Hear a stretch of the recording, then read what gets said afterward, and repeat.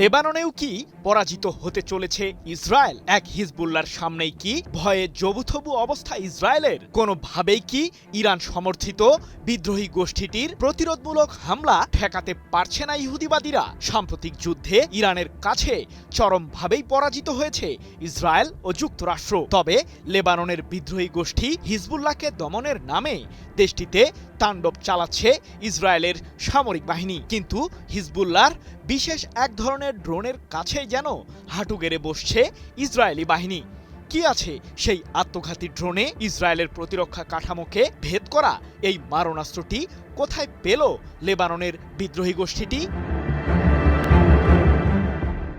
সাম্প্রতিক সময়ে ইরানের বিরুদ্ধে যুদ্ধ বাঁধিয়ে ব্যাপক চাপেই পড়ে ইসরায়েল ও যুক্তরাষ্ট্র, যার কারণে তড়িঘড়ি করে ইরানের বিরুদ্ধে সাময়িক যুদ্ধবিরতিতে যায় ইহুদিবাদীরা। কিন্তু নিজেদের আগ্রাসন বন্ধ করেনি ইসরায়েল। লেবাননে চলছে ইহুদিবাদীদের নির্মম হত্যাযজ্ঞ। যদিও ইরান সমর্থিত লেবাননের বিদ্রোহী গোষ্ঠী হিজবুল্লাহর কাছে এখন চরমভাবেই জবাব পাচ্ছে ইসরায়েলের সামরিক বাহিনী। হিজবুল্লাহর ছোড়া বিশেষ এক ধরনের আত্মঘাতী ড্রোনকে প্রতিহতই করতে পারছে না ইহুদিবাদীরা। প্রশ্ন হলো, ইসরায়েলের কাছে অত্যাধুনিক এয়ার ডিফেন্স সিস্টেম থাকার পরও কেন ব্যর্থ হচ্ছে দেশটির প্রতিরক্ষা বাহিনী?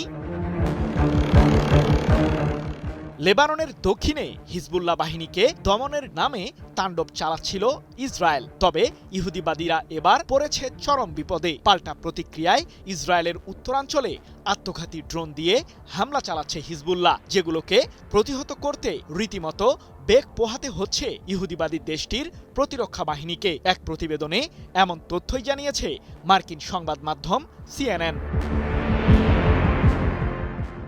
কোয়াডকপ্টার মডেলের ওই আত্মঘাতী ড্রোনগুলো বিস্ফোরক নিয়েই ইসরায়েলের সামরিক আস্তানায় সফল হামলা চালাচ্ছে। তবে এগুলো কোনো সাধারণ ড্রোন নয়। ফাইবার অপটিক কেবলের সাহায্যে উড়তে পারা এই ড্রোনগুলোকে শনাক্ত করতে পুরোপুরি ব্যর্থ হচ্ছে ইসরায়েলের কাছে থাকা আয়রন ডোমের মতো আকাশ প্রতিরক্ষা ব্যবস্থাগুলো। কারণ হিজবুল্লাহর ছোড়া ওই ড্রোনগুলোর নেই কোনো তারবিহীন নেটওয়ার্ক ব্যবস্থা, যার ফলে কোনো ধরনের জ্যামার কোয়াডকপ্টার মডেলের ড্রোনগুলোকে প্রতিহতই করতে পারছে না।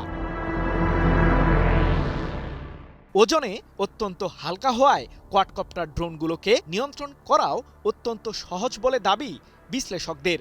আর ফাইবার অপটিক কেবল ব্যবহার করে প্রায় 15 কিলোমিটার দূরত্ব পর্যন্ত ড্রোনগুলো দিয়ে হামলা চালাতে সক্ষম হচ্ছে ইরান সমর্থিত লেবাননের বিদ্রোহী গোষ্ঠীটি।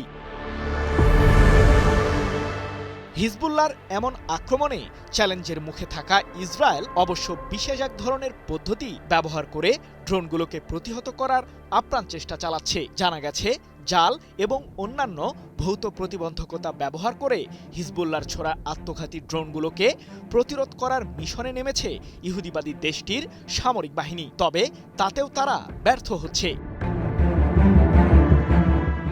কিন্তু প্রশ্ন হলো, অত্যাধুনিক এই ড্রোনগুলো কোথায় পেল হিজবুল্লাহ? কি বুঝলেন ভাই? অনলি জেডাই চাই। বহু বছর ধরে ইরানের আর্থিক ও সামরিক সহায়তায় নিজেদের এক বিশাল অস্ত্রভাণ্ডার গড়েছে লেবাননের বিদ্রোহী গোষ্ঠী হিজবুল্লাহ, এমনটাই দাবি ইসরায়েলের গোয়েন্দাদের। ফিলিস্তিনের গাজা উপত্যকায় ইসরায়েলের যুদ্ধ শুরুর আগে হিজবুল্লাহর কাছে প্রায় 1.5 লাখ মিসাইল ছিল বলেও জানিয়েছে ইসরায়েলের সামরিক সূত্রগুলো। তবে কোয়াডকপ্টার মডেলের ড্রোনগুলো প্রসঙ্গে ইহুদিবাদীদের শঙ্কা, চীন কিংবা ইরান থেকেই এসব আমদানি করেছে হিজবুল্লাহ। তারপর সেই মারণাস্ত্রগুলোতে গ্রেনেড অথবা অনুরূপ বিস্ফোরক ডিভাইস যুক্ত করে সেগুলো দিয়ে ইসরায়েলে হামলা চালাচ্ছে লেবাননের বিদ্রোহী গোষ্ঠীটি। যদিও ভিন্ন কোনো দেশের কাছে অস্ত্র সরবরাহ করার প্রসঙ্গটি বারবার অস্বীকার করেছে চীন সরকার। সৃজন মাহমুদ, নিউজ 24।